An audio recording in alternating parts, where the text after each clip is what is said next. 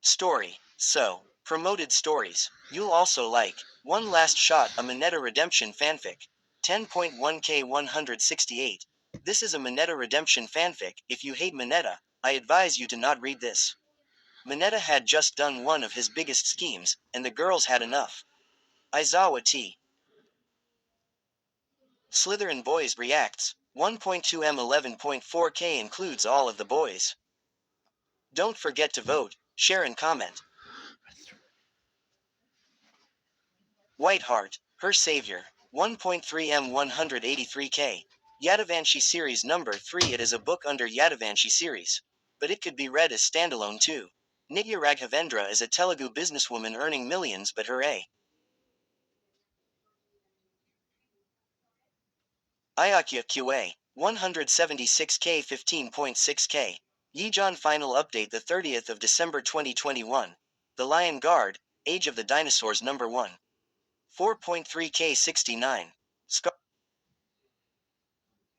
has returned while the Lion Guard start facing some creatures. They make an adventure in their lands while making a rescue attempt when Kiera was captured by those CR. Ishq Ki Kahani. 4.6m 256k in quad. Stop trying to act like my fiancé because I don't give a damn about you. And quad. His words echoed through the room, breaking my remaining hopes. Alize, the badass. Murder drone stories, incorrect quotes. 20.7k 274. Little random stories kinda like one shots. Oh well, this became oni shots and incorrect quotes. Very slow updates. I don't write fanfics much anymore. Here we go then. Blank, underscore, blank. Far away in a distant land lived 3 kingdoms. The kingdom of light, the kingdom of night, and the kingdom of sight.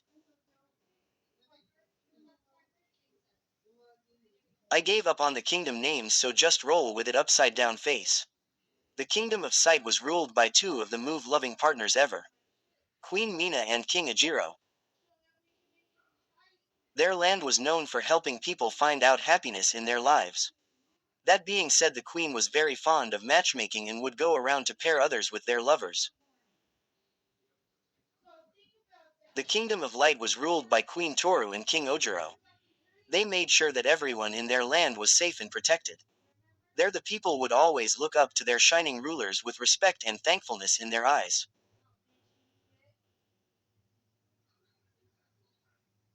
And finally, the kingdom of night, which is what the people called it after all, nobody knew who and where the rulers were. The royal family went into hiding after an attack on their land, but the queen and king returned shortly after. Their heir, however, did not. They thought it best for their child to hide away till the threat was no longer. And this is how we start our tale when Mina decided to start matchmaking people within her palace. Tilda Mina Pav Tilda. Kiri, I said to my husband as he walked over to me. Yes, he said, and sat on the bed. What do you think of this? I handed him a small journal with held all the couples I hoped would get together. He started flipping the pages with a smile on his face mixed with confusion. I think these will be a lovely couple, but Mina, how are you going to get all this done? I grinned back at him and took the journal back. I have a plan which also involves my royal friend.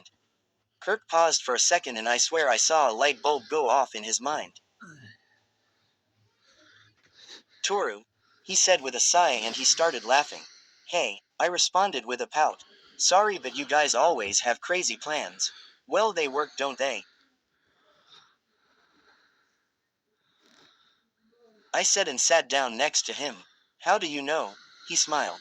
Well, I got closer to him and I watched as he got nervous. I got you to be my husband, didn't I? He flushed red, stood up, and before he left he looked at me with a blush. I love you. So cute. I giggled and sighed. It's always so fun to tease him. I looked around and picked up my journal. Well, time to get to work. Tori should be here any minute. Tilda Ochako Pav Tilda. I woke and did what I usually do every day. Wake up, wash, get dressed, clean a little, make breakfast, and start on the chores. However, recently I would head over to the barracks where all the knights trained. I would watch from the shadows as the knights practiced their stances, sparred each other, and occasionally take a breather or two to rest up. One of the knights kept yelling, "Knights, we must get the information," and he followed up with robotic hand gestures.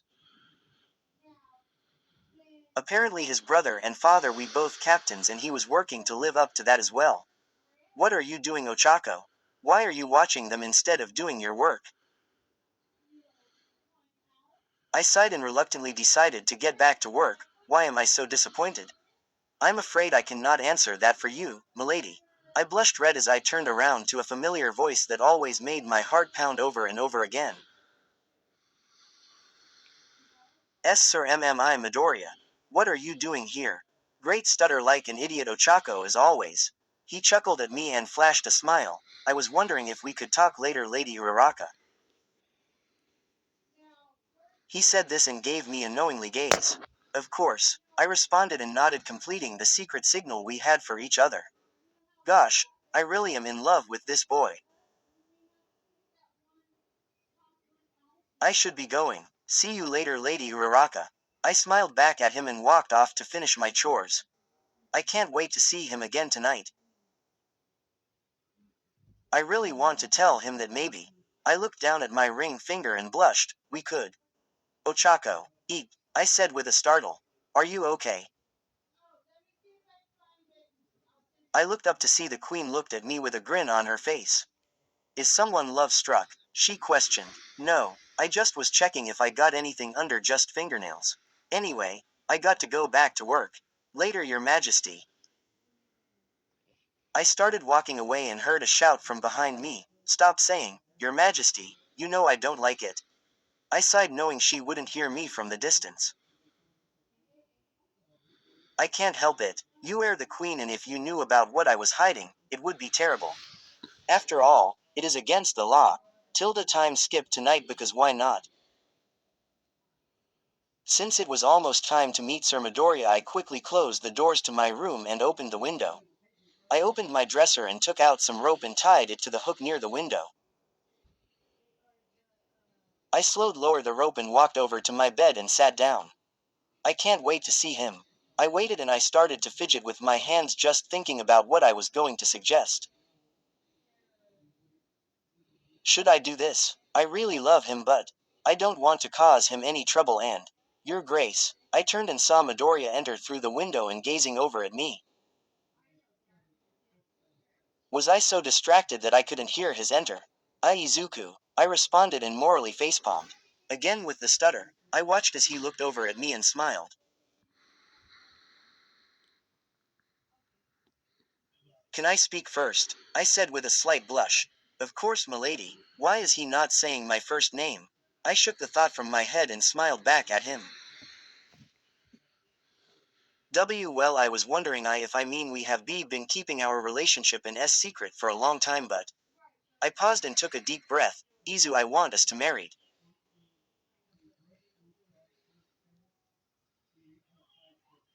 Slowly I looked up and saw a worried expression plastered on his face. Did I say something wrong? Ochako, you know we can't. It's against the law for us to even be in a relationship. He walked closer to me and touched my face. And that's why I looked up at him and smiled brightly with my heart pounding in my chest. I want to run away with you. I quickly hugged Izuku as I felt a blush rise across my cheeks. I did it. I said it. Suddenly I felt him push me away and I felt confused.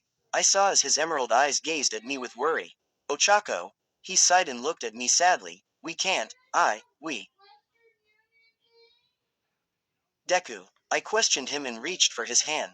In response, he quickly moved his own hand away and looked away. Ochako. This was a mistake. What? I never should have done this. We can't be together. I don't want you to get in trouble, to look your title just for me, and he kept on stating reason after reason saying that we couldn't be together, but I refused to hear it. Every line struck my heart and I could feel the tears welling up. My heart ached and I suddenly felt so small, unlike all the other times that I around Deku. I paused and cut him off. I love you, Izuku. I looked up at him and saw the pain in his eyes. Ochako Izuku. Just answer me this. I paused and without hesitation walked up to him and held his hands. Do you love me? I watched as his face was filled with shame, pain, and a gentle blush all at the same time. Of course I do, but he loves me. If you love me, then let's run away together. Forget the laws. We can start a family. We can. No. I backed away from the sudden shout as he let go of my hands. Izuku, bye Ochako, he said and turned while walking towards the window. Without thinking, I quickly chased after him and hugged him. Izu, please. He turned around and my heart started to pound again. I knew he wouldn't leave me. I'm sorry, Ochako, he said and held my face in my hands. Okay then, I said softly, but I quickly kissed him as a tear rolled down my face. After he left, I rolled up the rope, put it away, closed the window, and laid down in my bed. Why? I couldn't help the tears that keep pouring down as I fell asleep dreaming about Izuku. Tilda meanwhile in the dungeon. Tilda. Hey Tokiyami, Hiro.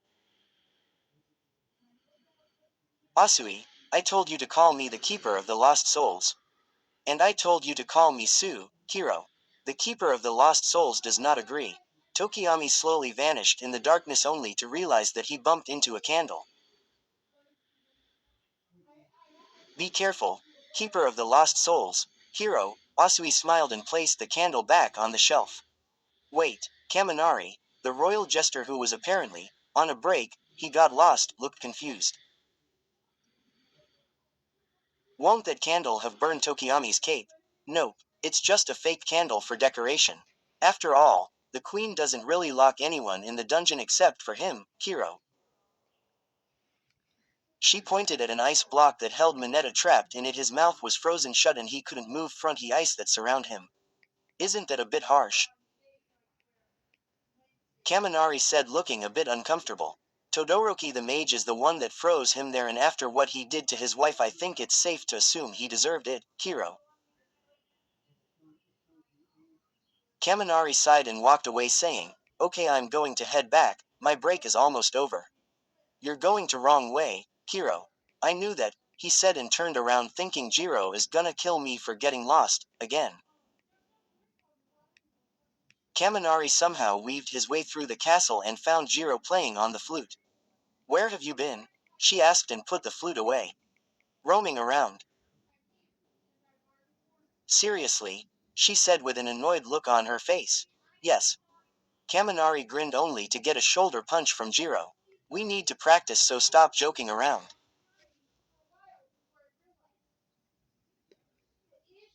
Okay, my love. Jiro quickly turned around with a slight blush and shoved Kaminari. Shut up. He practice now. Kaminari sighed and simply thought, I love this girl. Blank, underscore, blank. Don't worry, Class 1A will be involved in the izuocha ship in the medieval universe. I just wanted to write someone them in for now. Okay, so there will probably be 2 parts or 3 parts to this alternate universe. So yeah, that's about it. Sorry this wasn't a regular chapter. Also, there will be mistakes, so yeah. Good night and stay safe. Tilda the Final Night Fury.